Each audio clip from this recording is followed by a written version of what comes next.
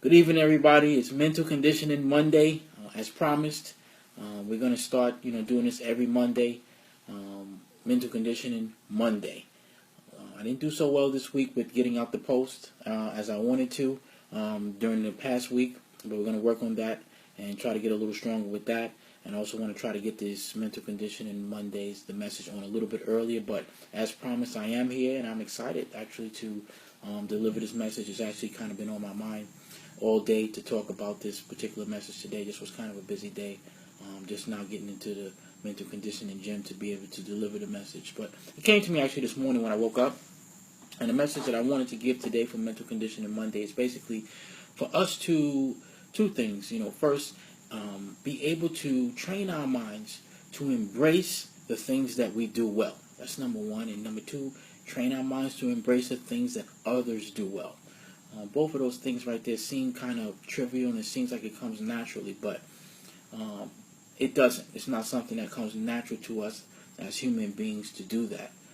I'll give you just an example right off the bat to kind of put you in the mode of understanding what I'm saying.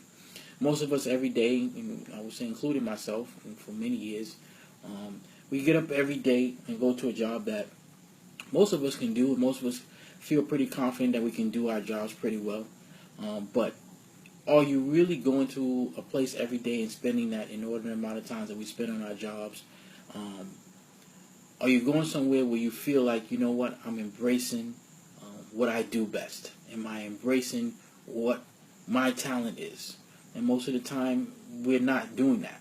But yet, we continue to go to that place every day, which is sometimes, I understand, it's just life that, we have to exist, we have to pay our bills, etc. So sometimes we have to do that. But then the next question is, what are you doing with that skill that you have outside of maybe your 9-to-5 job?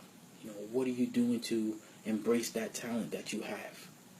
A lot of times I have conversations with people, and they talk about their regular job that they go to, and then they start to talk about, the things that they do, the things that they have a passion for, the things that they really do well. And it's always interesting to me to see. Sometimes you can just see it in their eyes. You can see it in excitement as this excitement starts to build in them as they start to speak about that. The passion that they display as they start to speak about the thing that they do well. And that's where the wheels start turning for me in terms of mental conditioning. And I'll say to people sometimes, like, man, you really have a passion to do whatever it is that they're telling me. What are you doing about that? And most of the time, a lot of us, and myself included, we start making excuses about, well, I work, and, I'm at work 8 or 9 hours a day, and I don't have time. But that's why I'm talking about embracing the thing that you do well. Because when you can do that, when you embrace that thing, time is no longer an issue. Because I don't care how long you may be at your 9-to-5 or whatever the case may be, when you get home, you're going to be able to find the time and walk in that passion and embrace that thing that you do well. And then it comes back to, I have to break it down as to why is it that our minds are not allowing us to embrace the things that we do well. There's a lot of different reasons, but one of the things that I kind of come back to is the fact that our minds have a reflexive action. It's kind of like when you touch something that's hot, the reflex tells you to kind of just immediately pull away. Fear is a big thing. It's a huge thing. I do a whole workshop on fear. And fear is a key catalyst to why we don't embrace the things that we do well. Because it's really, really exposing an integral part of yourself. Because this is what I do well. And a lot of times we're afraid to do what? To not necessarily make it. To be afraid to maybe fail. What we believe as a failure in a specific area that we believe that we do well. But I challenge everybody to say that there is no failure. Once you embrace what you do well, you're going to have setbacks of things of that nature, but it will never be a failure because you'll always have the answer. You'll always have the answer to navigate through that particular setback. And when you can embrace the things that you do well, it's not an easy thing. I always love to say that because it's a challenge, but it's one of the things about mental strength is that you are challenging against obstacles, things that are resisting. You're challenging against that. You're challenging against the norm. So you have to train your mind to challenge against the normal reflective action, which is to go away from something that you fear. And sometimes we fear the things that we do best. And that's kind of something that is not an easy thing to accept. To be like, wow, I really, I go away from the things that I do best, but I tend to kind of be more attracted to the things that I'm not that great at.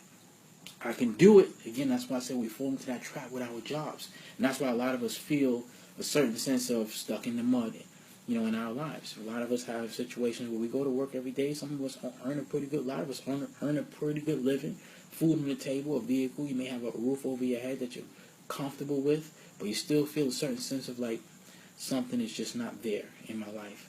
And a lot of times that's because we're not necessarily embracing the thing that we do well. We're embracing the thing that we can do, not embracing the thing that we do well.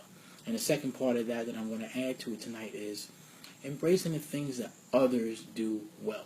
I think that's really, really, really an important thing. I often challenge people.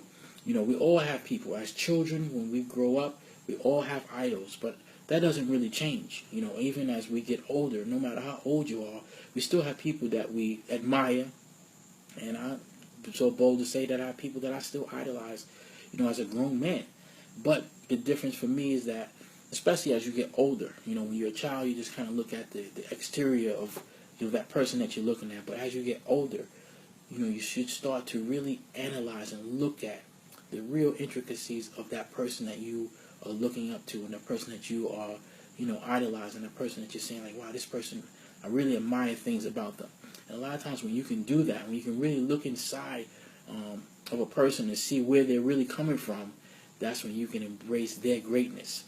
It's hard for us to do that as well, because a lot of times, we don't want to see that.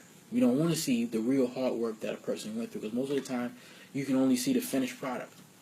And, it's easy to look at a finished product and say, wow, this person has whatever it may be that you admire them having.